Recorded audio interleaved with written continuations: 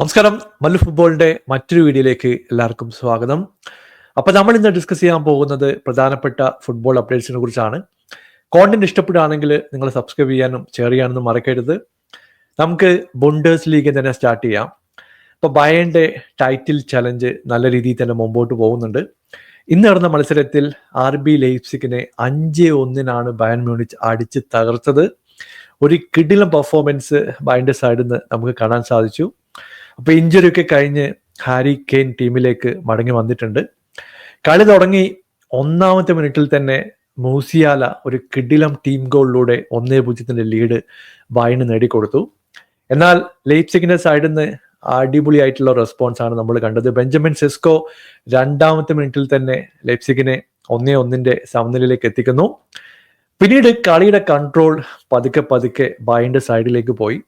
സ്റ്റാറ്റൊക്കെ നോക്കി കഴിഞ്ഞിട്ടുണ്ടെങ്കിൽ 22ഓളം ചാൻസുകൾ ഇന്ന് ബയൺ ക്രിയേറ്റ് ചെയ്തു. 9 ഷോട്ടുകൾ ടാർഗറ്റിലേക്ക് എത്തി. ശരിക്കും പറഞ്ഞാൽ ഒരു 8-9 ഗോളൊക്കെ സ്കോർ ചെയ്യേണ്ട അവസരങ്ങൾ ഇന്ന് ബയൺ ഉണ്ടായിരുന്നു. ലീറോയ് സാനയുടെ കാര്യം എടുത്തു പറയേണ്ടതുണ്ട്.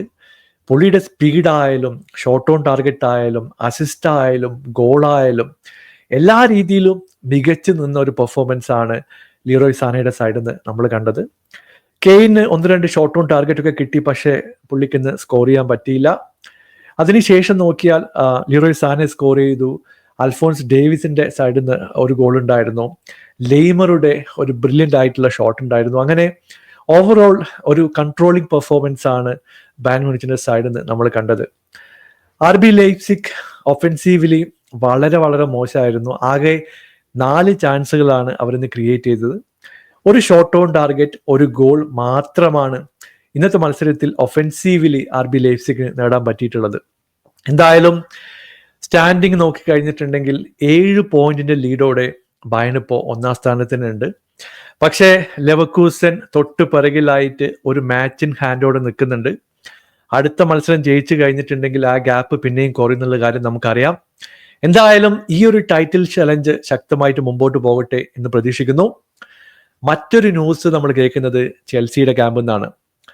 മുഡ്രിക്കിന്റെ ബാനുമായിട്ട് ബന്ധപ്പെട്ടുള്ള കാര്യമൊക്കെ നിങ്ങൾ കേട്ടിട്ടുണ്ടാവും. ഇന്റർമീഡിയറ്റ് ആയിട്ട് പ്ലേയേഴ്സിന്റെ സാമ്പിളൊക്കെ ടെസ്റ്റിങ്ങിന് വേണ്ടി എടുത്തു കൊണ്ടുപോകാറുണ്ട്. അങ്ങനെ മുഡ്രിക്കിന്റെ 2 സാമ്പിളുകൾ അവർ കൊണ്ടുപോയി. പക്ഷേ സാമ്പിൾ എയിൽ ബാൻഡ് സബ്സ്റ്റൻസ് ആയിട്ടുള്ള ബെൽഡോണിയത്തിന്റെ ഒരു അംശം കണ്ടെത്തിയിട്ടുണ്ട്.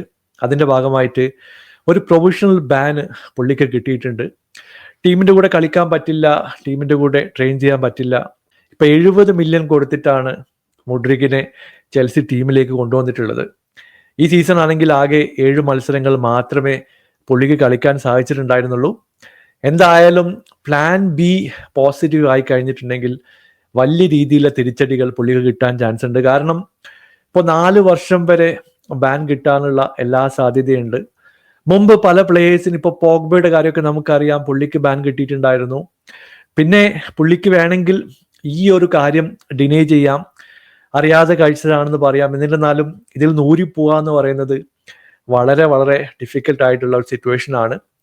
ചെൽസിയെ സംബന്ധിച്ചിടത്തോളം ഇമ്മീഡിയറ്റ് ആയിട്ട് പുള്ളിയെ സെല് ചെയ്തുകൊണ്ട് ഈ ലോസ് ഒഴിവാക്കാൻ വേണ്ടി ഒരു ശ്രമം ഉണ്ടാകുമോ എന്നുള്ളൊരു ചോദ്യമുണ്ട്.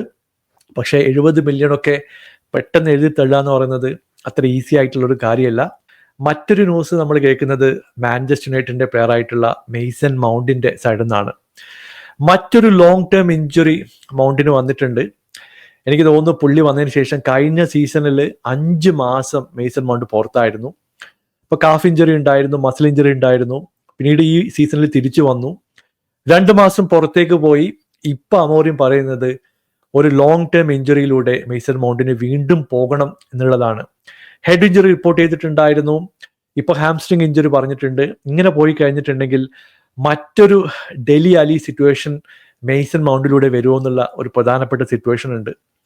എന്തായാലും പുള്ളിക്ക് എല്ലാവിധ സപ്പോർട്ടുകളും മാനേജ്മെന്റിന്റെയും മാനേജറുടെ സൈഡിൽ നിന്നൊക്കെ കിട്ടുന്നുണ്ട്.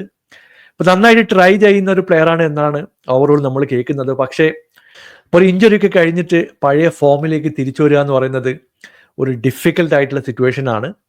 എന്തായാലും മെയ്സൺ മൗണ്ട് അത് ഓവർകം ചെയ്യും എന്ന് പ്രതീക്ഷിക്കാം. മറ്റൊരു ന്യൂസ് നമ്മൾ കേൾക്കുന്നത് സൗത്താംപ്ടണിൽ നിന്നാണ്.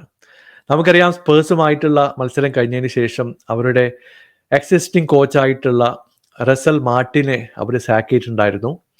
ഇന്ന് കേൾക്കുന്നത് ഇവാൻ ജൂറിച്ച് പുതിയ കോച്ചായിട്ട് സൗത്താംപ്ടണായിട്ട് വരുന്നു എന്നുള്ള ഒരു വാർത്ത ഫാബ്രീസിയോ റൊമാനോ ഒക്കെ റിപ്പോർട്ട് ചെയ്തിട്ടുണ്ട്.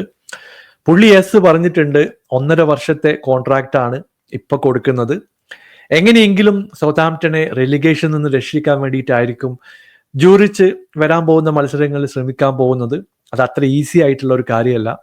ഇപ്പൊ കഴിഞ്ഞ മത്സരത്തിലൊക്കെ നമ്മൾ കണ്ടതാണ്, ഡിഫെൻസീവ്ലി വളരെ വളരെ വീക്കായിട്ടുള്ള പെർഫോമൻസുകൾ കഴിഞ്ഞ കുറെ മത്സരങ്ങളായിട്ട് സൗത്താംപ്ടന്റെ സൈഡിൽ നമ്മൾ കാണുന്നുണ്ട്. എന്തായാലും ജൂറിച്ചിനെ സംബന്ധിച്ചിടത്തോളം ഒരു വളരെ ഡിഫിക്കൽട്ട് ആയിട്ടുള്ള സിറ്റുവേഷൻ ആണ് ഇനി മുമ്പിലുള്ളത്. നിങ്ങളുടെ അഭിപ്രായം അറിയിക്കുക. പുതിയൊരു വീഡിയോയുമായി വീണ്ടും കാണാം. Thank you so much for watching. Bye for now.